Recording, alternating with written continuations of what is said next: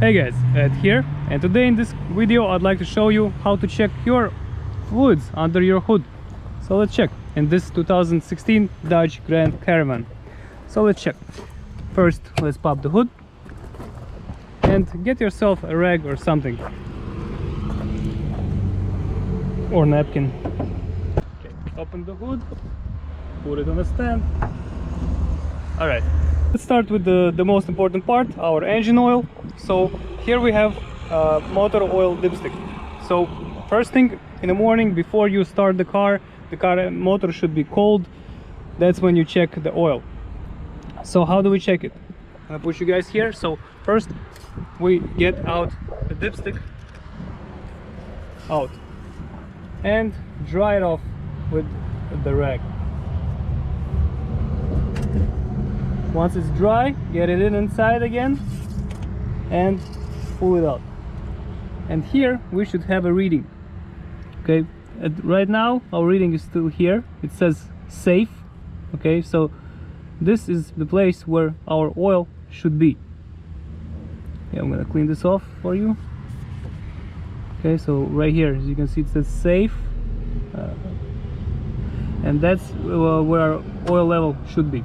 Now, the condition of the oil, you can see it's a bit dark, but it's not too bad. If we would be low on oil, we would have to do what? We would have to either change oil, either we just open the cap and pour some in here. Again, we're gonna check dipstick all the time and pour a little bit inside. Do not overfill it. The velocity of oil should be 520. And that's it. Just get yourself oil, pour some in, check level. Once it's good, you're all done. Next thing, this is our power steering reservoir. So it should be between max and min. If you have to add, get the cap off and add some power steering fluid. Windshield washer fluid. This is for when you were trying to wash your window, front windshield, and the water is not coming out. That's where you're gonna pour windshield washer fluid. In extreme situations, you can actually use water. Okay. This is our radiator cap, and this is our antifreeze reservoir.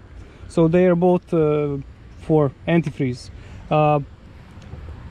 Be careful. You never open these two caps when the car is hot, okay? Because it builds up pressure inside, and if you're gonna open this thing, it's just gonna blow antifreeze, boiling antifreeze in your face, and you're gonna get burned. So be careful. Be very careful. Don't do that. If you have to add some, just open this cap. Again, the car has to be cold, and just pour in antifreeze. There should be somewhere max and min signs. Okay, so over here is max sign. Okay, so that's up to the level up to where you should fill up this the coolant. Brake fluid. This is our brake fluid reservoir. It uses DOT3. So when you open it and check, okay, so we have one inside. It looks actually dirty. I don't know why it's so brown. Usually it's like honey color or white, clear, but for some reason this is dark in this car.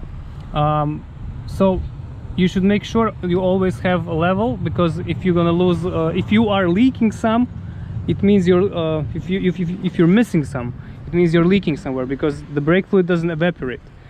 So usually just check brake system in case if you're leaking some. Again, DOT3, add some, you're all set. One more thing is this car doesn't have actually a transmission dipstick, but I saw there are a couple videos on YouTube about the transmission dipsticks for this car, so you can actually check those out. But Dodge didn't actually, Chrysler, they didn't make the transmission dipstick user friendly in this car. Okay, so that's something you shouldn't touch actually, but again, it's up to you. One more thing is Freon uses R124A, and which controls the AC coolant. again, AC system is under pressure, and if you are not familiar with cars, you shouldn't be actually, if you're not mechanically inclined and not familiar with mechanics, you shouldn't actually touch AC system. It's under pressure, you might damage your car or you might damage yourself. So that's something, let mechanics handle that. Otherwise, I told you everything, and I hope this helps. If it does, please press like button and have a great day. Bye bye.